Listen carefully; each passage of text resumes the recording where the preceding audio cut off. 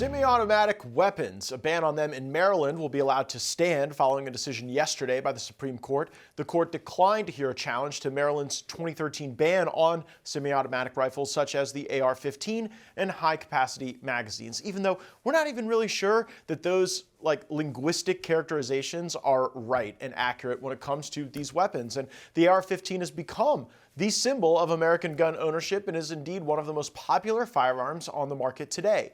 This punt by the High Court leaves Maryland's law intact following an earlier decision by the Fourth Circuit saying that this didn't violate the Second Amendment. We strongly disagree on this program.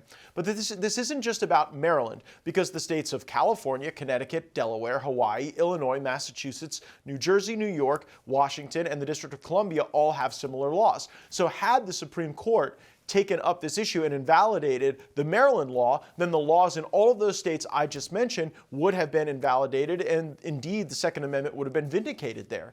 Now, Justices Clarence Thomas, Samuel Alito, and Neil Gorsuch dissented from this opinion. They expressed a concern and thought the court should have reviewed the case. Justice Brett Kavanaugh agreed with the decision not to hear the case at this time, but he indicated skepticism about the constitutionality of such bans and suggested that the court may hear the issue in the future. It's a bold strategy, Cotton. Let's see if it pays off for him. You'd think that someone who's the target of an assassination attempt, like Brett Kavanaugh, would have greater sense of urgency when it comes to need to restore the Second Amendment. But alas.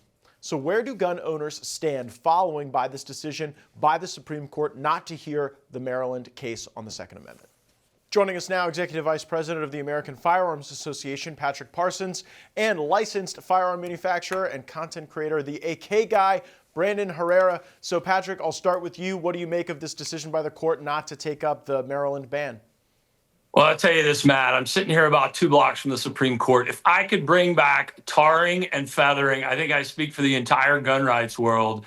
These guys, they need to get it in gear. Sitting here and telling us that we have to wait another 1 or 2 terms to deal with these AR bans is just ridiculous. I don't want to wait until there's potentially a new Congress in 2027. I want this done now as soon as possible.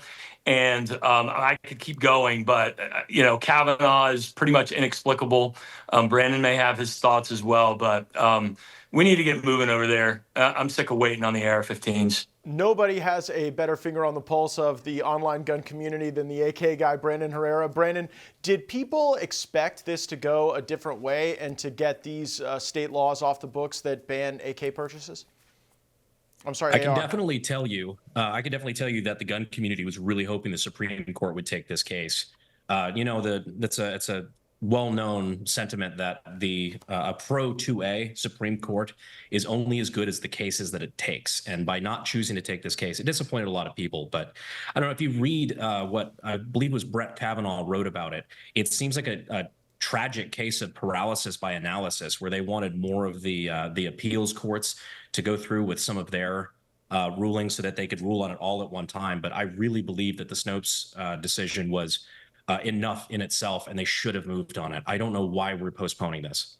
And Brandon, staying with you, how do consumers think about the AR-15, and give my viewers a sense of the enthusiasm around that particular firearm?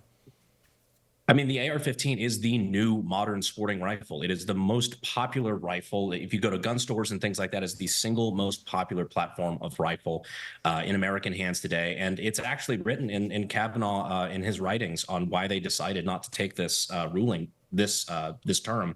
He mentions that there are millions of AR-15s in circulation in American hands, and it should very clearly fall under common use, which is really good. It means we've got very good chances when the Supreme Court actually does take this in a term or two, but it doesn't really do a good job, in my opinion, of explaining why they didn't move on it now. Because while they're waiting for another term or 2 terms, you have people in places like California, like Colorado, like Maryland, like Illinois, who are going to be suffering under this until they make that decision. Patrick, Brandon talked about a pro-Second Amendment court being only as good as the cases it takes. Is this a pro-Second Amendment court? We've seen decisions go both ways. How do you think about it kind of in toto?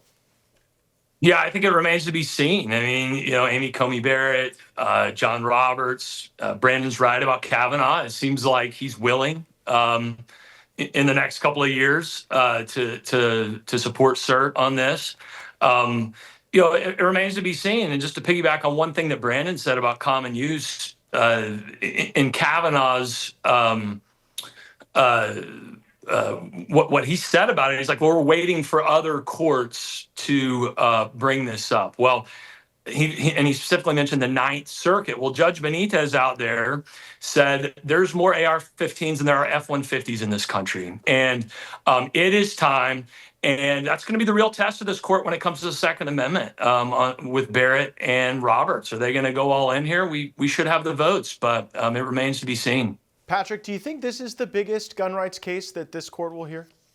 Or that we'll decide to hear or not hear, I should say? I think it could be one of the biggest, for sure. Brandon and I are both wanting to get rid of the NFA and some other things, which would also be pretty big. There's a lot of cases out there. But Illinois, Maryland, California, New York, all these states, there's just tens and tens and tens of millions of Americans who are being denied the ability to carry this or own and possess this firearm, which is an AR-15, the most common firearm in the country. So remains to be seen if it's the most important case or not. Brandon, one of the things you and I have worked on is the real bad behavior of the ATF. We'd like to see them put in a box a little bit more. And I was wondering, with the new administration, with Kash Patel as the acting head of the ATF, have you and your viewers noticed a difference in how the ATF is interacting with gun owners and with those who sell firearms? Well, there's a lot of positive things that have come out of it so far. You've got the reversal of the FRT. You've got the I think Kash, at least when he was at the helm, was talking about reducing the number of ATF agents, like field agents, by a third. You have just a lot of little things that are all kind of stacking up to the ATF moving in a better direction. Of course, we'd love to see all these laws in the books slashed and the ATF just abolished in totality. But unfortunately, right now, something that's being floated is actually combining the ATF with the DEA, which I think that this is a terrible mistake. GOA thinks it's a terrible mistake. Pretty much any gun rights group I've talked to is very concerned, because while I'm totally in favor of pulling ATF agents off of the case of investigating and harassing law-abiding gun owners in the United States and putting them on something like cartels on the border, real criminals, I don't think when you, outside of a Trump administration, let's say, God forbid, in 4 years, we have a Democrat president, all you're going to have is a supercharged ATF with the budget and the enforcement arm of the DEA. And I think that is a terrible misstep. Patrick, I'd love your perspective on that policy proposal as well. Yeah, totally in agreement. I think the gun rights world is pretty much 100% in agreement. FY 2026 White House budget came out and they proposed merging the ATF with the DEA. Brandon has a good video out about that. I've watched that. Yeah, opposed 100%. We said it immediately. Our opinion on the ATF, and there's a healthy debate within the gun rights world about how to get rid of it, whether we reform it or just cut it down to its core immediately. But no, we don't want it in the DEA, and I agree with Brandon on that 100%. Patrick Parsons and Brandon Herrera, two excellent gun rights experts. I appreciate you both for coming on the program and sharing your perspective. Thanks, guys. Thank you for having me, Matt.